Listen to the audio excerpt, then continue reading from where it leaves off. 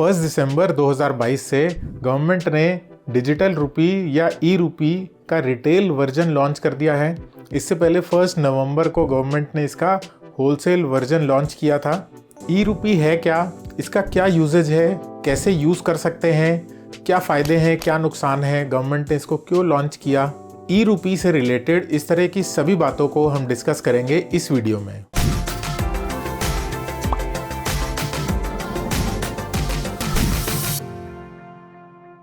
Hello everyone, मेरा नाम है सीए गुरप्रीत सिंह भल्ला और अपने चैनल कंसल्ट गुरप्रीत पर मैं आप लोगों का फिर से स्वागत करता हूं। सबसे पहले स्टार्ट करते हैं कि आखिर ई रुपी है क्या।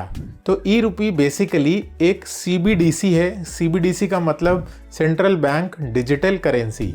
तो सेंट्रल बैंक मतलब रिजर्व बैंक हमारे देश का, तो रिजर्व बैंक की डिजिटल करेंसी है जिसको कि ई रुपी नाम दिया गया है।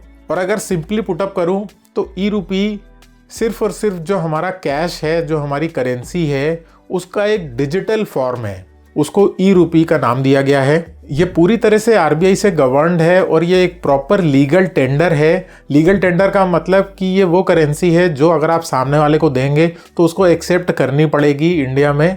बस ये पेपर फॉर्म में ना होके या कॉइन फॉर्म में ना होकर के ये एक डिजिटल फॉर्म में है और ये थ्रू वॉलेट्स ट्रांसफ़र होगी। मतलब आप इसको अपने वॉलेट्स में, डिजिटल वॉलेट्स में स्टोर कर पाएंगे। वो डिजिटल वॉलेट्स भी आपको आरबीआई ही इशू करेगा और इसको आप इजीली किसी को ट्रांसफ़र कर सकते हैं। इसको आप अपनी day to day expenses, day to day purchases में भी यूज़ कर सकते हैं। और सबसे अच्छी बात है कि इसको यूज़ करने का जो मैकेनिज़्म बनाया गया है वो बहुत सिंपल है। ये एक एसएमएस के थ्रू, यानी कि बिना इंटरनेट के भी आप इसको कर सकते हैं। अगर आपके पास स्मार्टफोन नहीं है तो भी आप इसको यूज़ कर सकते हैं। अगर आपके पास बैंक अकाउंट भी नहीं है तो भी आप ई रुपी यूज़ कर सकते हैं। तो ये जो ई रुपी है ये बेसिकली गवर्नमेंट का एक स्टेप है जिसमें वो कैश ट्रांजैक्शंस को डिस्करेज करना चाहते हैं और साथ ही साथ इलेक्ट्रॉनिक ट्रांजैक्शंस को बढ़ावा दे रहे हैं। इसी तरह के इलेक्ट्रॉनिक ट्रांजैक्शंस को बढ़ावा देने का एक पहलू था यूपीआई, जो यूनिफाइड पेमेंट इंटरफेस था, जिसकी वजह से काफ़ी सारे लोग आज इंडिया में यूपीआई पेमेंट्स यूज़ करने लग गए हैं जो उसके पहले तक एनईएफटी या आरटीजीएस यूज़ नहीं कर पाते थे। अब वो यूपीआई पेमेंट्स की सिंप्लिसिटी की वजह से उसको काफ़ी हद तक यूज़ कर रहे हैं और उसके ट्रांजैक्शंस भी दिन भर दिन उसके जो वॉल्यूम्स हैं वो बढ़ते चले जा रहे हैं। तो फिर उसके बाद गवर्नमेंट को एक्चुअल में ई रुपी लाने की क्या ज़रूरत थी। ये जो ऑनलाइन ट्रांजैक्शंस का काम है ये यूपीआई तो अच्छे से निभा रहा था। तो इसके पीछे का बैकग्राउंड यहाँ से शुरू होता है कि इंडिया में ई पेमेंट्स या ई ट्रांजैक्शंस तो बहुत हद तक कॉमन होते जा रहे हैं और बहुत अच्छे से पॉपुलर हो रहे हैं। लेकिन एक कई सारे सर्वेज में ये पाया गया कि बहुत सारे अभी भी इंडिया में ऐसे लोग हैं जो या तो टेक्नोलॉजी से वेल वर्स नहीं है, टेक्नोलॉजी यूज़ करना नहीं जानते। बहुत सारे ऐसे लोग हैं जो गरीब हैं, जिनके पास स्मार्टफोन्स नहीं हैं, तो वो चाहकर भी यूपीआई पेमेंट्स या इस तरह के ऑप्शंस यूज़ नहीं कर सकते। उसके अलावा जो छोटे डे टू डे ट्रांजैक्शंस हैं, कोई छोटे बिजनेसेस हैं, आप सब्जी लेने जाते हैं, आप दूध लेने जाते हैं, बहुत सारे लोग अभी भी ऐसे हैं। सर्वे में ऐसा बताया गया कि लोगों की अभी भी प्रेफरेंस जो है, जो फर्स्ट प्रेफरेंस है छोटे ट्रांजैक्शंस की, वो अभी भी कैश मोड में है। तो एक तरफ तो इलेक्ट्रॉनिक पेमेंट्स बढ़ रही हैं और दूसरी तरफ भारत देश की जनता अभी भी कैश मोड में ट्रांजैक्ट करना ज़्यादा पसंद कर रही है।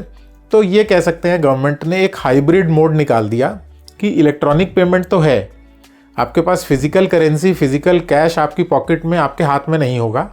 लेकिन जो पहले लोगों को कॉन्फिडेंस होता था कि मैंने एनोनिमसली, बिना कहीं पर अपना नाम डिस्क्लोज किए, किसी से 100, 200, 500 रुपये का कोई सामान खरीदा, उसको कैश ट्रांसफ़र किया, कैश उसको दिया एक हाथ से दूसरे हाथ और अपना सामान लेके घर आ गया। तो जो सेम आपको फैसिलिटी है वो यहाँ पर देने की कोशिश की गई है इस ई रुपी के द्वारा। तो बेसिकली ये आरबीआई से गवर्न तो होगा, लेकिन यहाँ पर एक बेसिक सीक्रेसी है क्योंकि आपका कोई बैंक अकाउंट इससे लिंक नहीं होगा। इशू करने वाला बैंक ही रहेगा, लेकिन इसकी डायरेक्ट डिटेल्स आपके बैंक अकाउंट से नहीं अटैच्ड होंगी। और सबसे बड़ी बात यह है कि इसके लिए बैंक अकाउंट होना भी कंपलसरी नहीं है। तो ऐसे लोग जिनका इंडिया में बैंक अकाउंट नहीं है आज की डेट में, वैसे ऐसे बहुत कम लोग हैं आज की डेट में, लेकिन वो भी बिना बैंक अकाउंट के भी ई रुपी ले सकते हैं। ई रुपी अपने वॉलेट्स में से यूज़ कर सकते हैं, लोगों को दे सकते हैं, पेमेंट्स कर सकते हैं। अब इसको इन्होंने सिंप्लीफाई करने की कैसे कोशिश करी कि पहली बात तो ये कि आपके पास अगर स्मार्टफोन नहीं है, आप कोई फीचर फ़ोन, बटन्स वाला फ़ोन यूज़ करते हैं, तो आप एसएमएस के थ्रू भी ई रुपी ट्रांसफ़र कर सकते हैं। अगर ई रुपी से मुझे कोई पेमेंट करना चाहे और उसके पास इंटरनेट नहीं है कोई बात नहीं, कर सकेगा। उसके पास स्मार्टफोन नहीं है तो भी वो कर सकेगा। और इसको आप मर्चेंट आउटलेट्स पे यूज़ करना अगर चाहें, आप कुछ शॉपिंग करने गए, आपने किसी शॉपकीपर को पेमेंट देना है, तो उस पर आप QR कोड स्कैन करके, जैसे अभी आप UPI के पेमेंट्स करते हैं, same facility same technology use करके आप वो कर सकते हैं। अब ये टेक्नोलॉजी सेम इसलिए है क्योंकि इसका बैकग्राउंड बता देता हूँ, क्योंकि इंडिया में जिस ऑर्गेनाइजेशन ने UPI क्रिएट किया था, NPCI, उसी ने ये वाला प्लेटफॉर्म भी, ये वाला डिजिटल रूपी भी क्रिएट किया है। तो ये तो थे ई रूपी के बेसिक्स। अब प्रैक्टिकल सिनेरियोस पर आ जाते हैं कि ये ई रूपी हमें मिलेगा कैसे, ये हमें कौन इशू कर सकता है। तो इसके लिए अभी RBI ने 2 फेजेस में लॉन्च किया है। जो पहला फेज है उसमें 4 सिटीज़ में ये लॉन्च होगा ई रूपी, और 4 बैंक्स को ऑथराइज किया है ई रूपी इशू करने के लिए। 4 सिटीज़ कौन कौन सी हैं? दिल्ली, बैंगलोर, मुंबई और भुवनेश्वर। और जो 4 बैंक्स इसको अभी फर्स्ट फेज में इशू करेंगे वो हैं ICICI bank, SBI, yes bank और IDFC फर्स्ट बैंक। उसके बाद सेकेंड फेज में और भी सिटीज़ इसमें कवर की जाएंगी, जैसे कि अहमदाबाद, गैंगटॉक, गुवाहाटी, हैदराबाद, इंदौर, कोची, लखनऊ, पटना एंड शिमला। और नेक्स्ट स्टेज में फेज़ 2 में जो बैंक्स इसमें ऐड होंगे वो होंगे bank of Baroda, union bank, HDFC bank and Kotak Mahindra bank. अच्छा, ये ई रूपी होता कितने टाइप्स का है? तो ई रूपी 2 टाइप्स का है। पहला है ई रूपी होलसेल और दूसरा है ई रूपी रिटेल। होलसेल मैंने बताया आपको, वो 1 नवंबर 2022 से लॉन्च हो गया था और वो बेसिकली बड़ी ऑर्गेनाइजेशंस के लिए था। तो बड़ी ऑर्गेनाइजेशन होलसेल ई रूपी कहाँ यूज़ हो सकता है उसका एक एग्जांपल देता हूँ कि सपोज़ गवर्नमेंट को कोई फंड्स अपने लोगों तक पहुँचाने हैं। सपोज़ मिड डे मील्स है, तो मिड डे मील्स के फंड्स अगर उनको स्कूल्स को सैंक्शन करने हैं तो उसके लिए गवर्नमेंट अभी तक क्या करती थी, दूसरे चैनल्स के थ्रू फंड्स देती थी, जिसमें बहुत सारा करप्शन और फंड्स इधर उधर हो जाते थे। एक्चुअल में गवर्नमेंट की जो यूटिलिटी थी वो रिजॉल्व नहीं हो पाती थी कई जगहों पर। तो यहाँ पर अब गवर्नमेंट ने क्या किया है कि ई रूपी एक स्पेसिफिक पर्पस के लिए, स्पेसिफिक पर्सन के लिए इशू कर सकते हैं। तो वो एक प्रीपेड वाउचर की तरह गवर्नमेंट उसको इशू करेगी।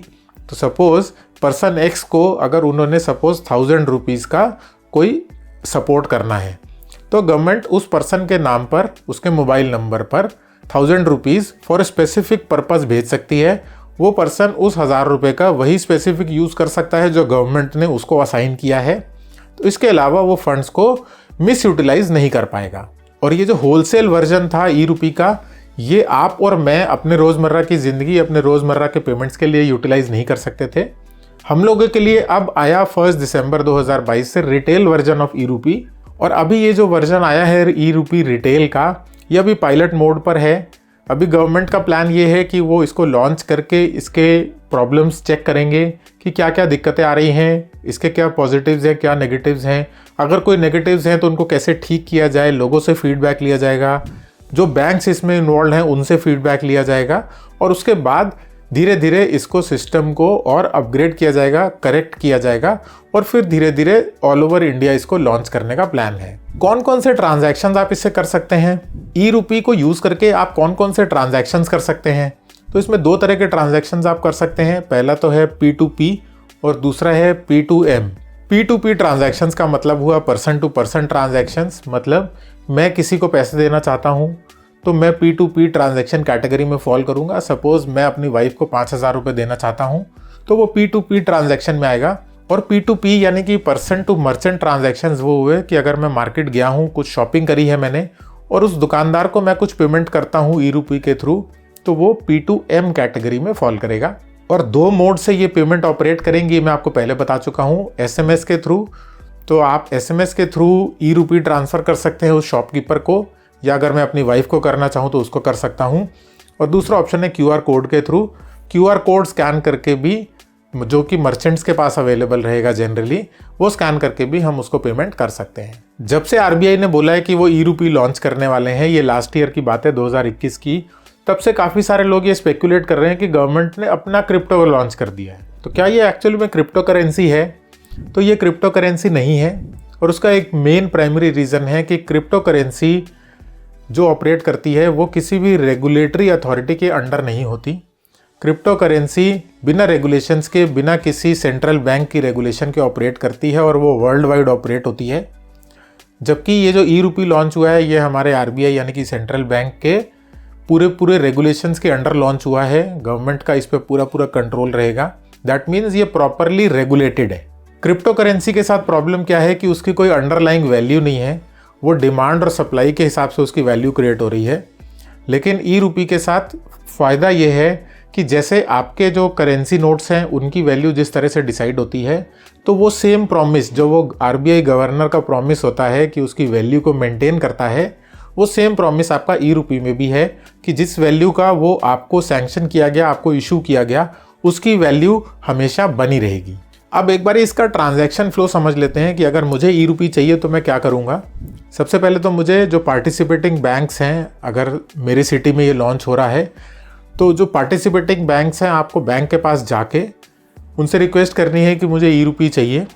तो वो आपसे कुछ बेसिक डिटेल्स लेंगे, जैसे कि किस पर्पज़ के लिए चाहिए, कितना अमाउंट चाहिए, फ़ोन नंबर क्या है, ये सब चीज़ें लेने के बाद वो आपको ई रूपी सैंक्शन कर देंगे, ई रूपी इशू कर देंगे, जो कि आपके पास डिजिटल फॉर्म में ही आपके मोबाइल में एक वॉलेट में आ जाएगा।